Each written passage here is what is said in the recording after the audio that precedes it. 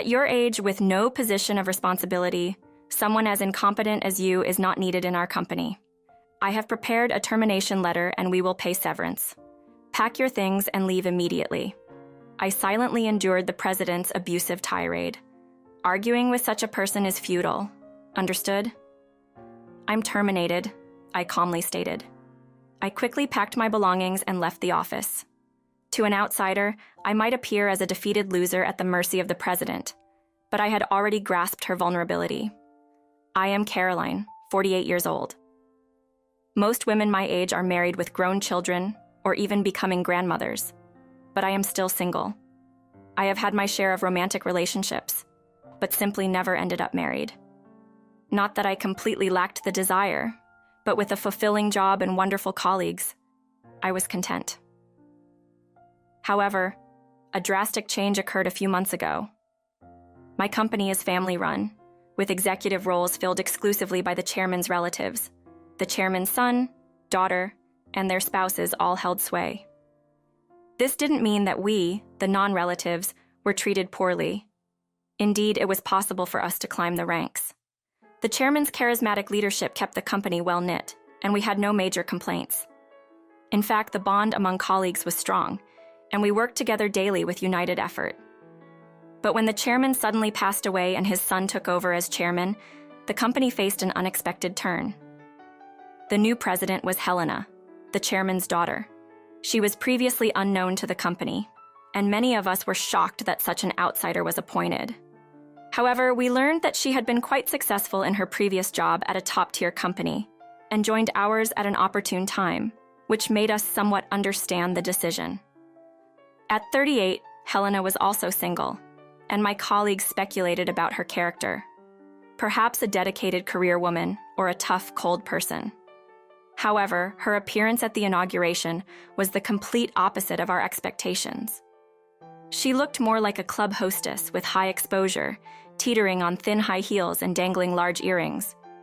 The strong perfume was noticeable even from a distance, causing many a grimace. Her speech, impacted by her appearance, felt shallow and lacked a sense of commitment and passion for the company, leaving me with a sense of unease. But worrying wouldn't help. Focusing on the work at hand, I tried to shake off the inauguration's aftermath and settled into my tasks. However, not long after, Helena, our president, unexpectedly visited our department. Tension briefly spiked, but she ignored everyone and made a beeline for a colleague, Cecil, announcing, "I like you. You stood out at the ceremony earlier. Cecil, such a cute name. How about joining me for lunch to celebrate my appointment?" Cecil turned pale and froze. Not just him. Everyone there lost their words and stood like statues. What was the president even saying? That was the atmosphere. "Oh, don't look so surprised. Shocked to be invited by the president? I find that quite endearing," Helena continued, before grabbing Cecil's arm, intending to leave. Cecil interjected, "Please wait. I appreciate the offer, but I have urgent work to finish this morning. Could we possibly wait until break time?" It was barely past 10 a.m., too early to abandon work for a lunch outing. "Is your work really that urgent? If so, someone else can handle it. Lunch with the president is far more valuable to you.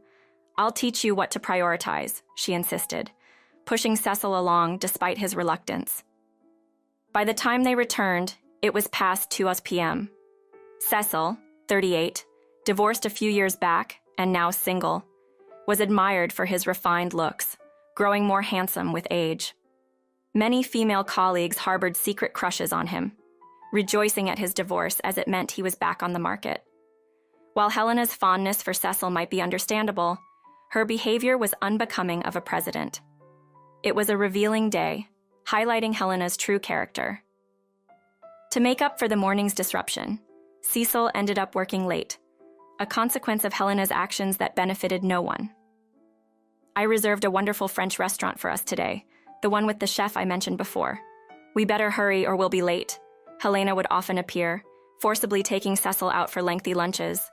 "Cecil, you look so dignified while working. What are you working on now?" As this became a regular occurrence, she began occupying the seat beside Cecil, disrupting his work with her chatter. Colleagues displaced by Helena struggled to complete their tasks, often resorting to overtime. Gradually, a simmering discontent towards Helena grew among the staff. While no one dared to voice their frustrations openly, it was clear that everyone shared the same sentiment. When exactly does Helena perform her presidential duties?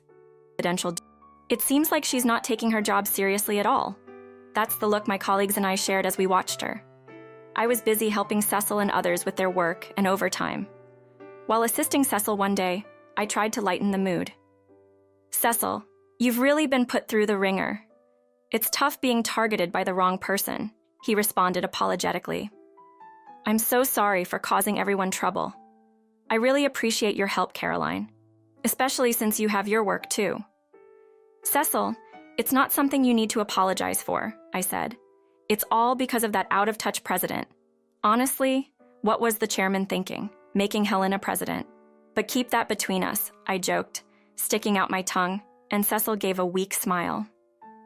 It had been a while since I'd seen him smile. In fact, I realized that smiles had been rare in our department lately. How long would these days continue? The mere thought weighed heavily on my mind. Determined to break this cycle, I decided to consult someone about it: Carl, the chairman, and Helena's father. When I joined the company, Carl was the executive vice president, and we occasionally chatted. Now, as chairman, our interactions had ceased, but I boldly went to see Carl and frankly discussed Helena's problematic behavior. Knowing it might be impertinent, he was a dignified man, a son of the previous chairman. I hoped he would understand the employees' struggles, but Carl's response was dismissive. "I'm not here to listen to such complaints. You are to follow President Helena, work for the company, and earn your salary. That's all. It's simple." And with that, he sent me away. I realized then that Carl, who had appointed Helena as president, was just another fool. Disappointed and furious, I felt a surge of anger. The next day, Helena came again to invite Cecil to lunch, but our department was bustling with a crucial project deadline. Amidst the tense atmosphere, Helena's presence only fueled irritation, and some of my colleagues couldn't hide their annoyance. "I'm sorry, I really can't leave my work today. Could you perhaps dine alone?" Cecil tried to decline politely. Helena insisted, "It's fine. Someone else will cover for you. Hey, you there, take over Cecil's work." Unbelievably, Helena approached me and said, "Right now, both Cecil and I are swamped with work. No one in the department has the capacity to take on additional work." "I'm sorry, but that's not possible," I firmly replied. Helena widened her eyes in disbelief. "What did you just say? I heard you say you can't." Despite momentarily faltering under Helena's stern gaze, I knew I had to speak up. "I said it's not possible. Cecil's tasks today are critical, and I also have a pile of my own work to complete. Taking on Cecil's responsibilities is simply out of the question. Every time you pull Cecil away, our department's progress stalls, affecting the company's performance significantly. As president, you must be aware of this. We're even getting complaints about poor responsiveness from clients, and we're losing credibility. If this continues, we'll be overtaken by our competitors." I had let out my frustrations, but there was no turning back now. "Do you even know who you're talking to? You know what happens when you speak against the president, right?" Helena's voice, so different from the sweet tone she used with Cecil, was filled with intimidation as she retorted, "I'm speaking out of concern for the company. We're all striving to improve performance. I can't comply with actions that will hinder our success. We need Cecil at his desk right now." There was so much more I wanted to say, but I carefully chose my words, remembering she was still the president. "Is that all you have to say? I'm shocked to find such a lowly employee among us." Helena sneered, snatching my employee badge to read my name. "Caroline, huh? It figures you'd say such vulgar things. You're going to regret what you did today." Then, turning sweetly to Cecil, she said, "Cecil, let's try again tomorrow. I'll book an Italian place. My mood's been spoiled by this silly little scene." With a fluttering wave, she left the department.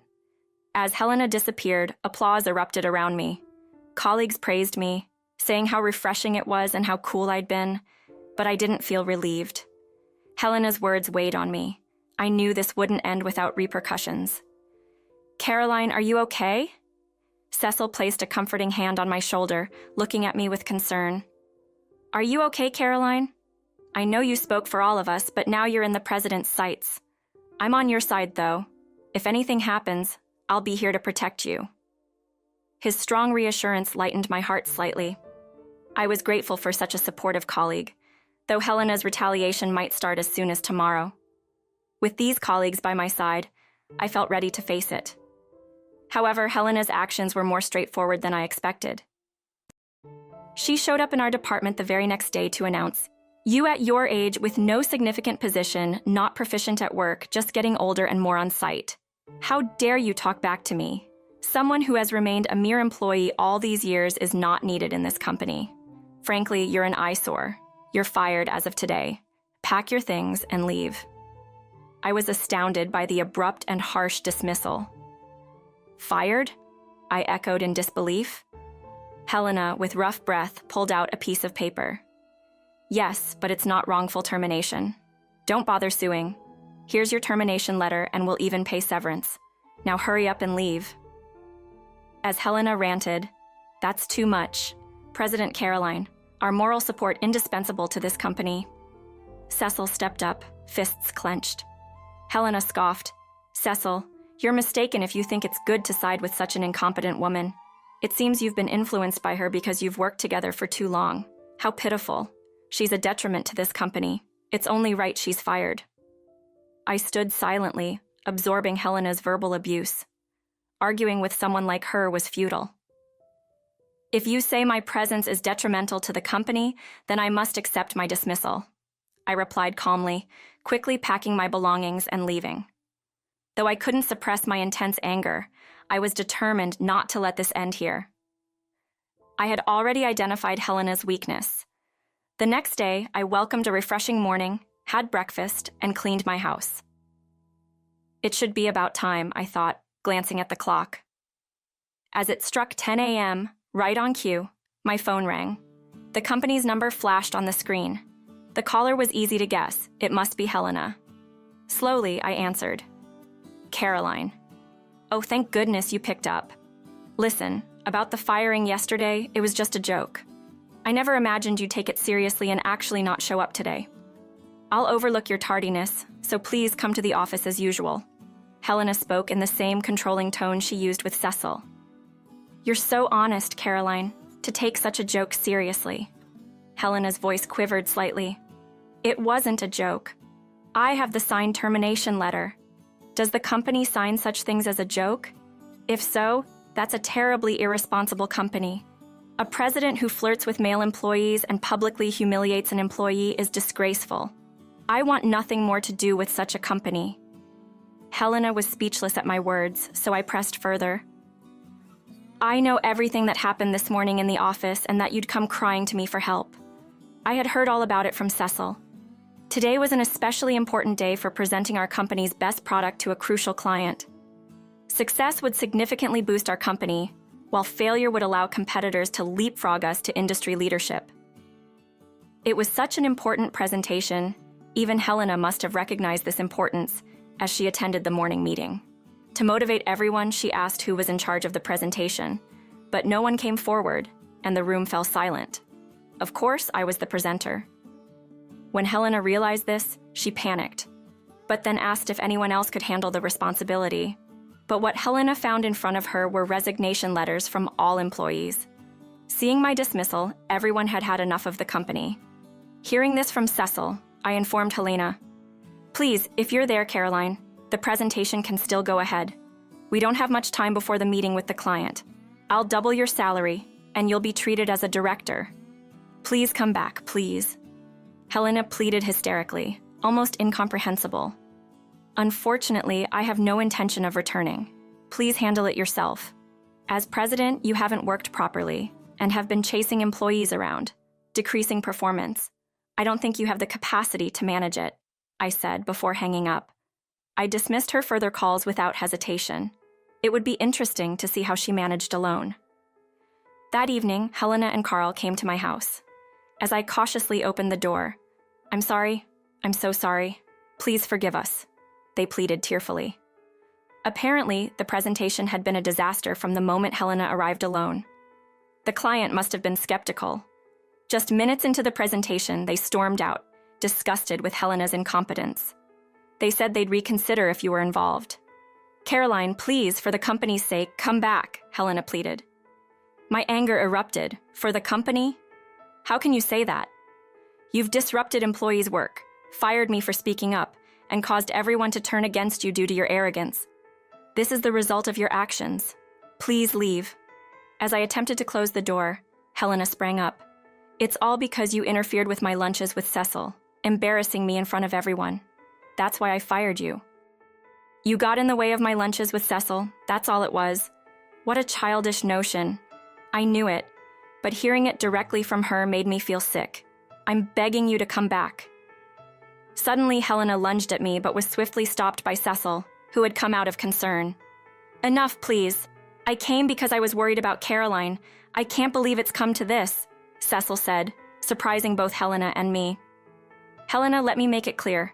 Dining or talking with you has been nothing but a pain. Because I have someone I like. I've told you many times, but you only looked at my appearance and never listened, Cecil confessed, leaving Helena paralyzed. Caroline and the other employees who resigned have already found new jobs. A competing company looking to expand was thrilled to hire us all. Everyone is talented, and they were delighted. Caroline and I are not coming back. You're the reason she was unfairly thrown out of the company. Please don't show up in front of us again, Cecil said firmly. Helena tried to say something but was pulled away by Carl, who was also pale. He was the fool who appointed Helena president and dismissed my desperate pleas. There's no room for sympathy without it supporting employees and missing a great opportunity. The company's reputation plummeted, leading to bankruptcy. I am sorry to the wonderful predecessor, but once the predecessor was gone, it was only a matter of time before it came to this. Helena and Carl disappeared, buried under immense debt, living lives I don't even want to imagine. Meanwhile, Cecil and I began dating. The confession that I was the person he cared for came as a sweet surprise. After years of working together, our relationship evolved from trusted colleagues to partners. I'm grateful I didn't rush into marriage when I was younger, as I've now found the best partner later in life. Life is unpredictable. Maybe Cecil and I will get married. That's what I've been contemplating recently.